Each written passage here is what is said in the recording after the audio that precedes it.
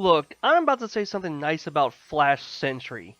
I know the hate for him has died down a bit, but I'm still not taking any chances. Position 1, what's your position? This is position 1 in position. Position 2, what's your position? This is position 2 in position. Position 3, are you in position? I'm just gonna assume she nodded yes. Really need a VA for her. Anyway, it seems we're all safe. Let's get this thing started. Oh, Flash, you are so funky! Flash!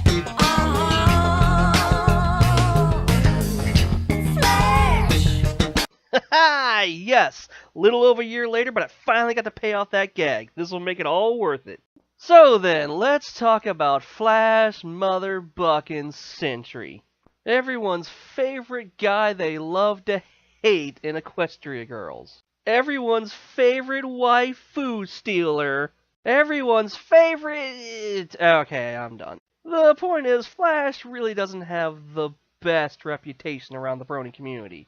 In fact, I still remember way back in 2013 when he was first introduced, and everyone's reaction was something like this. Why don't you fucking off, you motherfucker? Fuck you, you wank. Fuck you, bottle of piss. Fucking fuck you, doctor of fucking fuck off.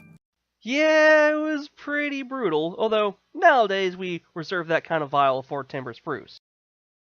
But there are still plenty of people who don't like poor Flash. Me? Well, I've never really had a problem with him. Mostly because he pretty much just existed.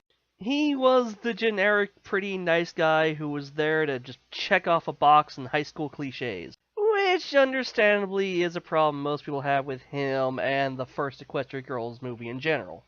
Every high school movie is supposed to have a romantic subplot, so just stick some guy in there. And that's what they did. And I can see how some wouldn't like that, but it just never really bothered me. Probably because of his lack of personality. He was just kind of just non-threatening and there and helped out, and then that was it. Unlike a certain other guy who was recently introduced in the Equestria Girls world. Oh yeah, really the biggest problem with Flash is he only served one purpose.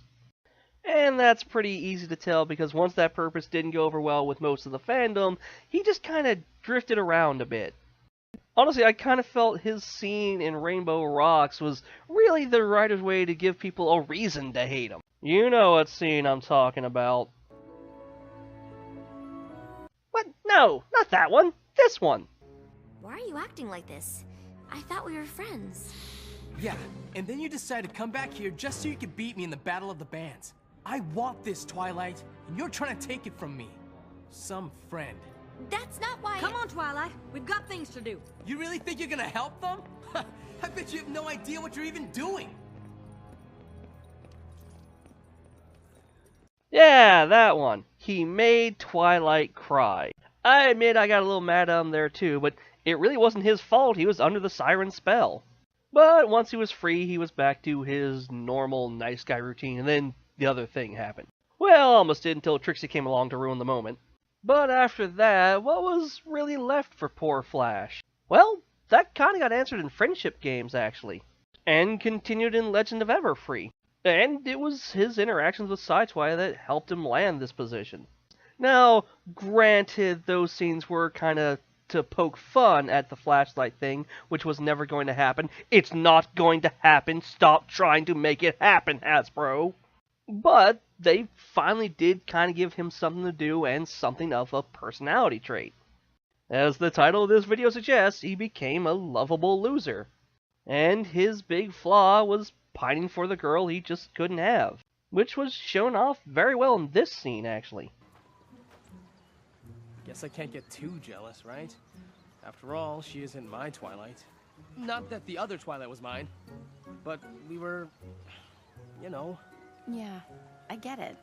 But your Twilight is a princess in Equestria. Hate to break it to you, but that's where she's gonna spend most of her time. So you're saying I just need to get over her? Kinda, yeah. Ouch. You're not pulling any punches. Not really my style. Sorry. What I really liked there was his interaction with Sunset.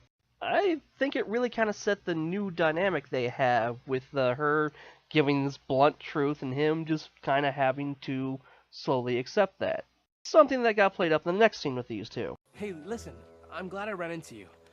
I really wanted to thank you. For what? For the tough love. Telling me I should get over Twilight. I needed to hear that. Sure, no problem. Is something wrong? What? No. Why? Come on, Sunset. We used to date.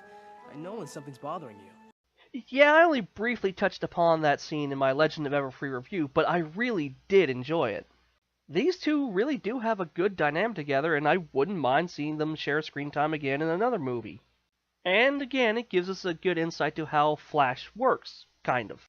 Obviously, whatever kind of relationship they had, he was in it enough to be able to tell when something was bugging Sunset.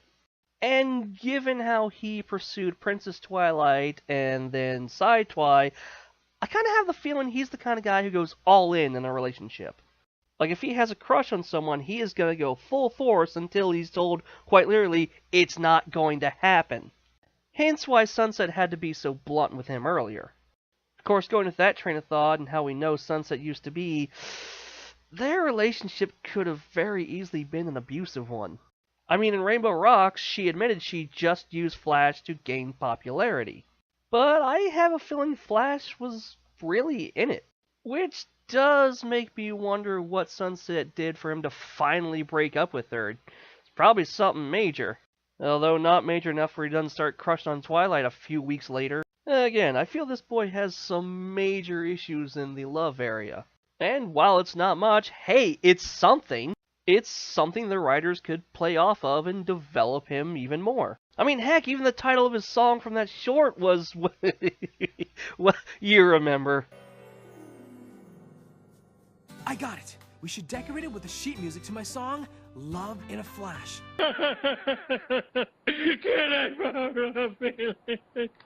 Ah, that's your picture on the front. I will never stop pairing those clips.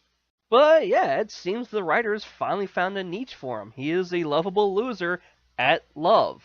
Which I feel would play into that idea I came up with of Sunset setting him up on a series of disastrous blind dates. It fits what you're going with and would be hilarious. Make that happen, Hasbro. And at the end of it all, maybe he could get with Ditzy? I mean, some have already shipped them because of the two comfort scenes, so I could see it. If done the right way, it could be kind of adorable. Oh, sure, there'd still be some who would hate it, but people are going to hate anything anyway. But whatever the future may hold for Flash, I hope they continue on this trend. It gives him a personality quirk, it gives him a story purpose, and hey, it even makes some people who hated him kind of like him.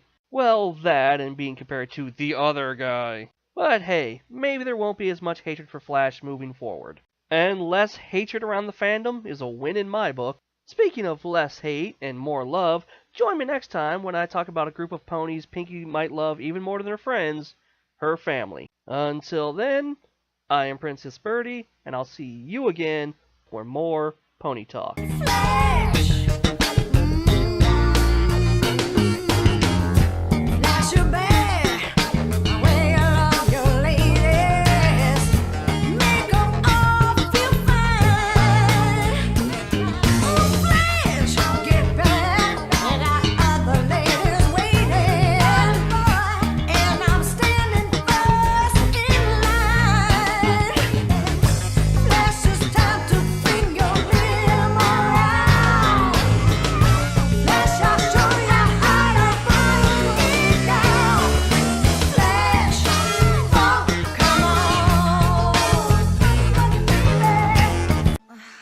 Okay, here's the deal. My friend really likes someone, but I don't think that someone is who she thinks they are. I don't want to upset my friend by telling her what I think because I also want to protect her because if what I think is happening is really happening, then she deserves to know. You know? No.